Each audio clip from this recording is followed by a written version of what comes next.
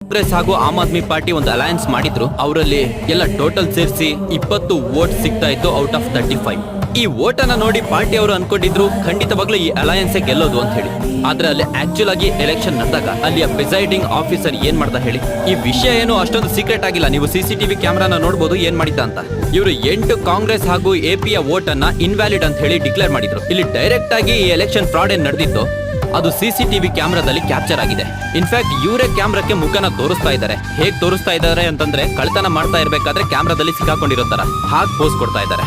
ಆಮೇಲೆ election result ಏನಾಯ್ತು ಹೇಳಿ? ಇದರಲ್ಲಿ ಬಿಜೆಪಿ ಈ ಎಲೆಕ್ಷನ್ ಅನ್ನ ಗೆಲ್ತು ಅಂತ. ಇಂತ ಒಂದು ಎಲೆಕ್ಷನ್ ಫ್ರಾಡ್ ಈ ದೇಶದಲ್ಲಿ ಇದಕ್ಕೂ ಮುಂಚೆ ಯಾವತ್ತೂ ನಡೆದಿರಲ್ಲ. ಚೀಫ್ ಜಸ್ಟಿಸ್ ಆಫ್ ಇಂಡಿಯಾದವರು ಹೇಳಿದ್ರು ಇದು ಮರ್ಡರ್ ಆಫ್ ಡೆಮೋಕ್ರಸಿ ಅಂತ ಡಿಕ್ಲೇರ್ ಮಾಡಿದ್ರು. ಸುಪ್ರೀಂ ಕೋರ್ಟ್ ಅವರು ಐತಿಹಾಸಿಕ ತೀರ್ಪನ್ನ ನೀಡುವ ಮೂಲಕ ಈ ಚುನಾವಣೆಯನ್ನ ಹೇಗೋ ಉಳಿಸಿದ್ರು. ಆದ್ರೆ ಪ್ರಶ್ನೆ ಏನಪ್ಪಾ ಅಂದ್ರೆ, ಒಂದ್ ವೇಳೆ ಇಲ್ಲಿ ಸಿಸಿಟಿವಿ ಕ್ಯಾಮ್ರಾ ಇಲ್ಲದೆ ಇದ್ದು ಮತ್ತು ವ್ಯಾಲಿಡ್ ಪೇಪರ್ ಇಲ್ಲದೆ ಇದ್ರೆ ಈ ಸುಳ್ಳು ಬಯಲಾಗ್ತಾ ಇತ್ತ?